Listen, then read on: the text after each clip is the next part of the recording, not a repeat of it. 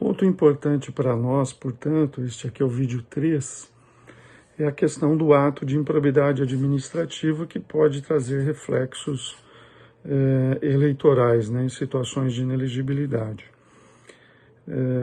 O artigo 9º da Lei 8429 de 92, vamos chamar agora de LIA, Lei de Improbidade Administrativa, trata do ato de improbidade administrativa que importa em enriquecimento ilícito. É o ato de improbidade mais grave e só admite a forma dolosa. O artigo 10 trata do ato de improbidade administrativa que causa prejuízo ao erário.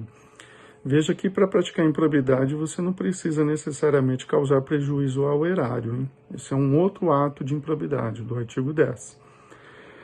Se você olhar atentamente ao caput do artigo 10, ele vai dizer que constitui ato de improbidade que causa lesão ao erário qualquer ação, omissão dolosa ou culposa. Está aí a possibilidade de uma condenação por improbidade a título de culpa, né? E isto, portanto, naquela hipótese que nós estamos analisando, não gera situação de inelegibilidade. É esse o reflexo importante aí dessa relação que nós estamos trabalhando. Já o artigo 11 trata de uma terceira espécie de improbidade administrativa, que é aquela que decorre da violação de princípios, né? Nós temos princípios aplicáveis à administração pública no artigo 37 caput e temos princípios que estão mencionados a título exemplificativo no artigo 11 da Lei de Improbidade Administrativa.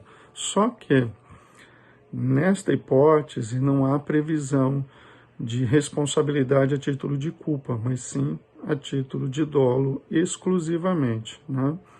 Então, também pode configurar improbidade administrativa. Esta é a situação de violar princípios. É muito importante, leia o texto da lei, é isso que eu peço a você, porque o texto vai lá exemplificar com inúmeros atos de improbidade administrativa.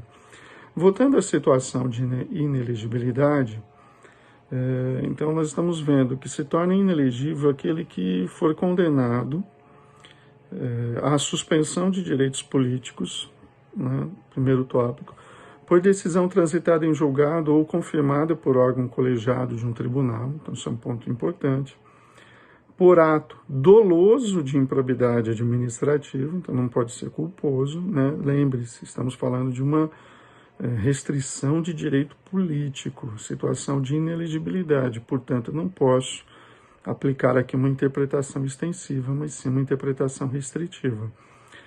E outro detalhe, somado a este quadro, a condenação tem que importar lesão ao patrimônio público e enriquecimento ilícito. Então, por ato de improbidade administrativa, que importe lesão ao patrimônio público e enriquecimento ilícito. Então, em relação a esta hipótese que nós estamos analisando, e aí a reflexão que você tem que fazer, nós temos que ter a conjugação de todos esses elementos, senão não teremos a situação de inelegibilidade. Esse é o ponto da questão que foi submetida a vocês, né? É claro que dentro da nossa disciplina, peço a vocês que estudem as demais hipóteses de inelegibilidade, posso voltar com outros desafios, mas é o ponto aí que cabe aí para que você responda aquela questão. O desafio é relacionar a lei de inelegibilidade com a improbidade administrativa, né? Cabe lembrar que isso também é uma grande novidade no ordenamento jurídico, né? Que começa a ser implantada a partir da Constituição de 88, que determinou a repressão da improbidade e também, de maneira inovadora, protegeu a moralidade administrativa.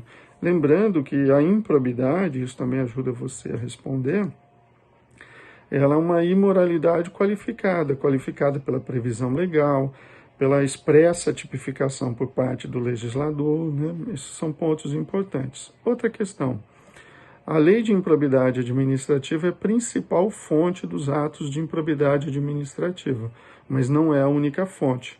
Eu lembro aqui do Estatuto das Cidades, por exemplo, que prevê situações de improbidade aplicáveis ao prefeito municipal.